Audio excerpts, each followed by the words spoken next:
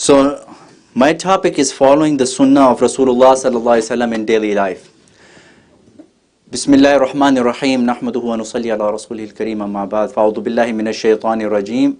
Bismillahir Rahmanir Rahim. Laqad kana lakum fi Rasulillahi uswatun hasana. Sadaqallahu al-azim. You know that Allah subhanahu wa ta'ala has told us that in the life of Rasulullah S.A.W. there is the best way of life. So we have to acquire that best way of life. How do we do that? The starting point of that happens from the love of Rasulullah S.A.W. More love of Prophet S.A.W. you have, right? And more you would have ability to acquire the lifestyle of Prophet S.A.W. You see, when you have love and you have more intense love, which is called ishq, more and more you increase in this intensity of love and the ishq of Rasulullah S.A.W., you are absorbed in the thoughts of Prophet ﷺ. When you're absorbed in the thoughts of Prophet ﷺ, the rest becomes easy, right? If, for example, you love a person, you're always in the thoughts of that person. You love a project, something in your career right now. You want to buy a car, for instance. You're in love with that car. You'll be seeing the dreams about that car. You will be checking the prices of that car. You will be trying to find ways how I can get this car. So in our stages in our life, we love different things. And when we love different things, we acquire those different things, right? Everything starts with the love, right? If you didn't have love for anything in this world, you would not build a house, right? That's why Allah subhanahu wa ta'ala says, وَالَّذِينَ آمَنُوا أَشَدُّ حُبًّا لِلَّهِ. Their love for Allah is extreme, more than anything else. But you have some level of love with the material of this world, because then without love you will not be able to acquire or maintain. So when it comes to the sunnah of Rasulullah S.A.W., the starting point is to love Rasulullah S.A.W. Why would you love? Right? The question is, why should I love Prophet S.A.W.? Yes, he gave us a message. Why should I love Prophet S.A.W.? Rasulullah S.A.W. said, you should love Allah because He nourishes you. Wo aapko ghiza khilata hai. He nourishes you. So you should love Allah because He nourishes you. He gives you the rizq. And you should love me because I'm the mahbub of Allah. So you should love Allah because He gives you, provides for you, and you should love Prophet ﷺ because he nourishes you. And our Dada Pir Hazrat Maulana Yusuf Ludhianvi Shaheed Rahmatullah Alayh, he used to say that if you say that I love Prophet ﷺ because his ihsanat on me, because he has blessed me with so many things, he has favored me, then this is against the ikhlas, right? It is better to love Prophet ﷺ because he's the beloved of Allah versus you love him because he has favored upon you, right? So there's two ways of looking at it. So the highest way of loving Prophet ﷺ is because he's Allah's beloved, right? So when you have the love of Rasulullah ﷺ, now the life becomes easy. Now you can have the sunnah, and more intense love you would have, right? But we are different from other traditions. For example, in Christianity, they say that if you love Jesus, that's it. He's going to cover up everything for you. You have nothing to worry about. That you will attain salvation. No, that is not the case. In our case, after the love, the journey starts now. Now the journey starts. And like it says about Hazrat Moinuddin Chishti rahimahumullah ta'ala, when he was extremely sick, he was getting unconscious. He would lose his conscious. And whenever he would come back in his senses, he would say, did I pray? What time of salah it is? What salah it is? Did I even pray that salah? So he was not forgetful about his salah even when he was falling unconscious out of sickness. He did not say that because I have so much love of the Prophet ﷺ, I'm going to be saved. No, this is not how it works. In Islam, you have to still walk the way of the Prophet ﷺ. لَقَدْ كَانَ لَكُمْ فِي رَسُولِ اللَّهِ أُسْوَةٌ حَسَنَةٌ. You still have to walk the way of Prophet ﷺ. And you know, Hazrat Rashid Ahmad Gangohi rahimahullah ta'ala, he is also one of the shuyukh in our silsila.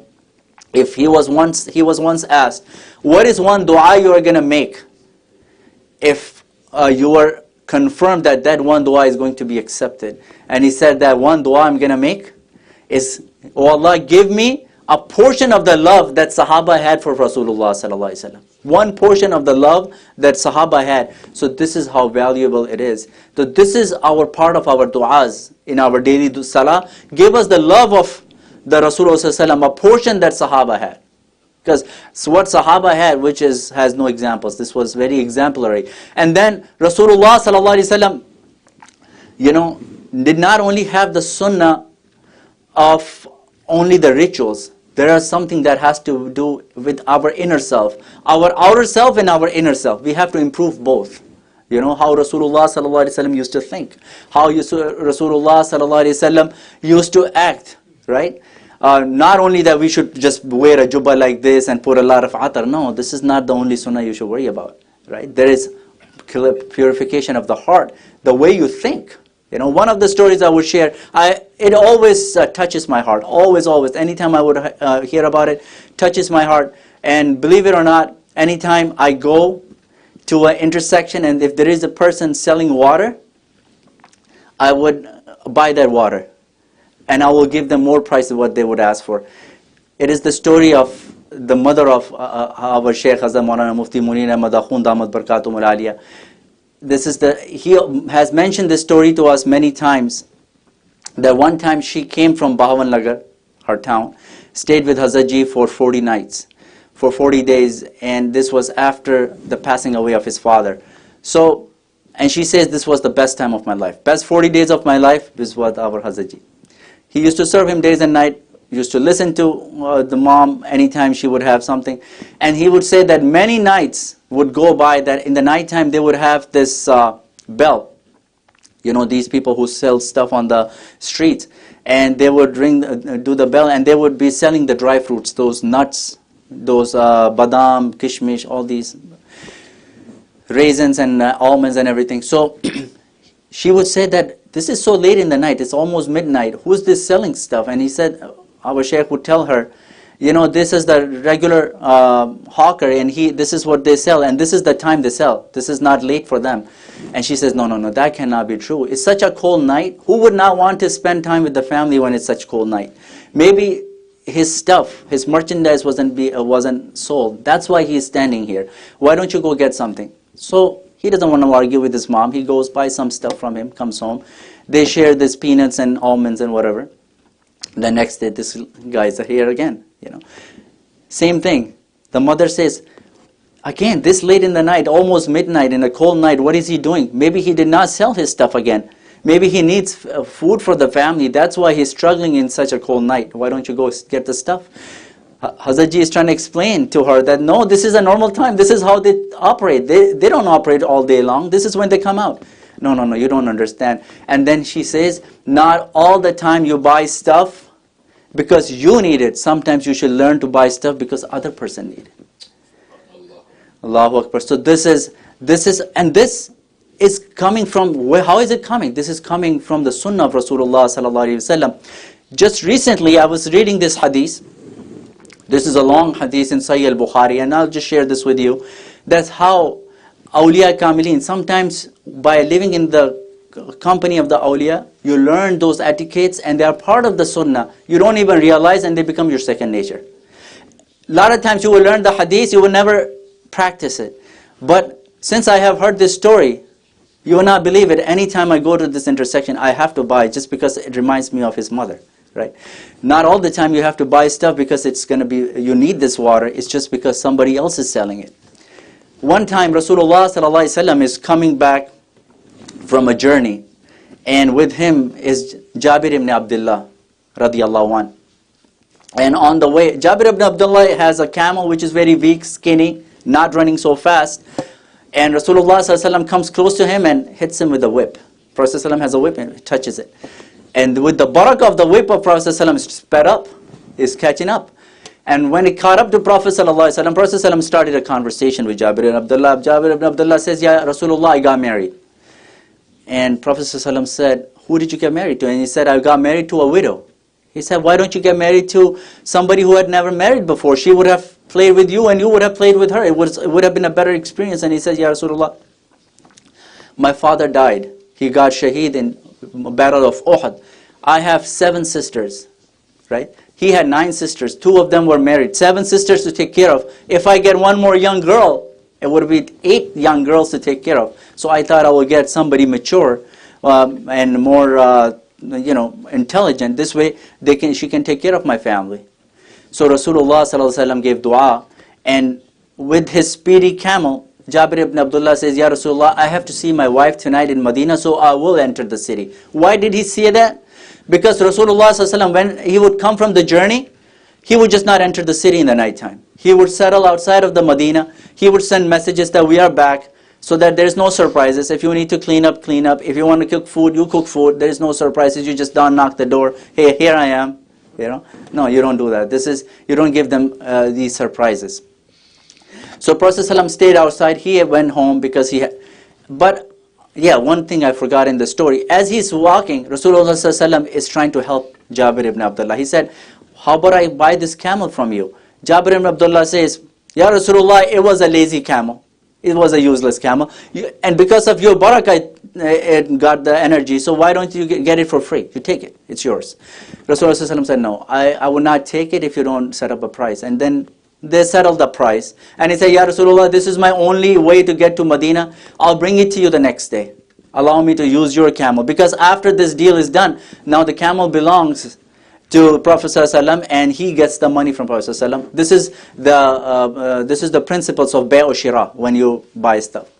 He goes to Medina. The next day, Prophet ﷺ, it was the habit of Prophet ﷺ to go in Masjid al-Nabawi Sharif, meet up the people, do different transactions, meet up people, answer their questions, and then go to his house. He would just not go to his house like that.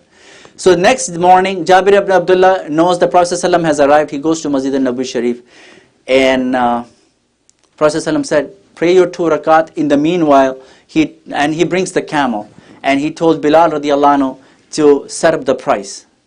To whatever the price was settled, maybe these many dinars. Set up these many dinars and give it to Jabir ibn Abdullah. He took the money. Jabir radiallahu anhu says, I was not able to come out of the masjid.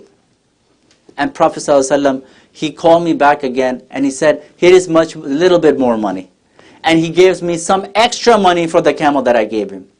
Remember, it was a lazy camel, and then it got the barakah of Prophet ﷺ. He could have gotten it for free, right?